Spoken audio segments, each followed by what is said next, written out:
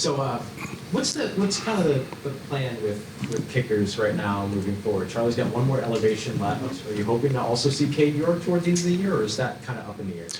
I would say all that's up in the air. You know, our focus is on one game at a time, right? And what we're trying to do is go win this game right now. And so what our hopes is that Charlie goes and kicks well and, you know, does a good job and helps us win the game. But we're kind of, at least I am, looking to go one game at a time. That's what our focus is. I think that's the only way you can treat it. You know, it's not fair to other players if you're trying to have a plan of looking to see guys. We want to go win every game. That's what our goal is. And last week, of course, he was always a miss was going to happen at some point in his career. It happened last week. How did you see him respond? Look, I thought it was good. As he missed it, you know, and then he came off the sideline, I grabbed him and said, hey, you got your first miss in the NFL out of the way. So how are you going to respond to it? You know, and all you can do is every opportunity you give him, go make the next one. And he came and he responded and did a good job. And as you know, all those points are very important for us. When the field is as beat up as it was during that game, how does that, I mean, that's got to affect the kicking game to some extent. How does that? Yeah, I mean, you could say it does, but we have to go kicking it when you have the opportunities, you know, to go make the kicks, and it was the same for them as well. And so I think it's just a great opportunity against some adversity to go and be able to get it done. Who were, you know, just what was kind of your breakdown of the opening return for Pitt?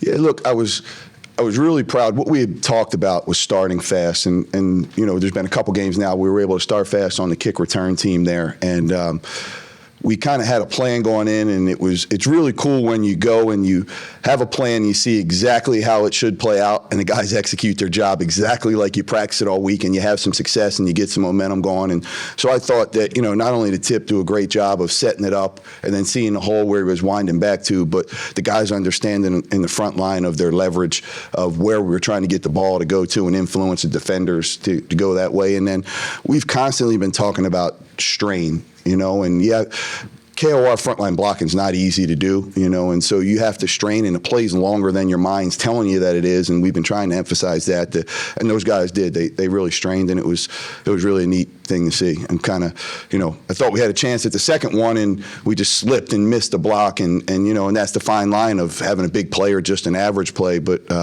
you know, I was really proud and pleased that those guys, they've been working at it, and it's really good for it to pay off for them.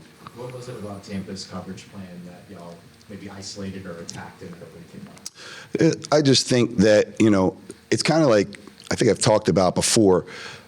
Our job as coaches is to go and try to evaluate and see where do we think that we have an advantage in every phase, you know, and I'll just talk just for special teams. And then our job is to put our guys in matchups that we think are favorable for us, trying to just get the right people blocking their people, meaning let's not get one of our safeties on one of their defensive ends. And so, like, our guys are tuned into that, and they, you know, they may have to switch some spots as they line up so that we can get the matchups, you know, that we're looking for. And but I just think it was something that, you know, we saw on film. We thought we could use our leverage to our advantage, get them to go one way and then wind it back, and the guys executed. It was really cool. I have like a punting question that's not necessarily specific to Kai in this last game, but it's like I've always wondered, on those like 50 and in punts, why do teams in general try for the, you know, pitch and wedge shot that stops at the 3 instead of kicking it out of bounds? Is it harder to kick it out of bounds around the 5 than I think, or does analytics say if you can get someone inside the 5, it like really pays off? Yeah, I think it's harder than you think it is to be able to kick the ball out of bounds with the angle and still trying to stay in the midline of where the snapper is and not coming off of that so far and putting yourself at a chance of getting the punt blocked, right? And so I think why the teams hit the flip-flop ball, the punters are able to control it better, and they're able to locate it and take a little bit of distance off. And, you know, like what our goal is, we're trying to play catch with the returner, as we tell our punter. And if we can get them to fair catch it at the 8-yard line, that's great, right? And if it goes, just like the returner's taught, if it's going over their head, if we can get enough hang time or enough width on the kick, then it gives our gunner a chance to be able to down the ball if the returner doesn't catch it, you know. And like, I think in our game, that situation was a little bit different. There's under 2 minutes to go in the game. We're winning, and we're at the 50 right there. And so I knew they were going to rush. I didn't know what rush it was going to be, and they wound up bringing the corner down. And in that specific situation, our deal was, look, we're going to one-step this and make sure that we don't get the punt blocked. And with the conditions, he was faster and felt better of just being able to catch it and one step and punt it instead of catch it, try to flip it with a wet ball and hit that. So obviously, would we have liked to, maybe have a couple yards off of it? Yes, but in that situation, I think the winning football is make sure we don't get a punt blocked here and, execute our technique. And the guys really did a good job. They brought the corner, and our protection, was able to taste them, slowed it down. We were able to communicate it, point out who the new guys had. They had to block. So it was a good job, something we practice every week. Is that the term you guys use, flip-flop ball? Yeah, we refer to it as going in when, is a going in punt. And so, but I would say, yeah, like when I'm talking to the guys about the opponent punters, hey, they're hitting the traditional, they're hitting the flip-flop ball. Mason said earlier in the week that he'd never returned kicks before during the year.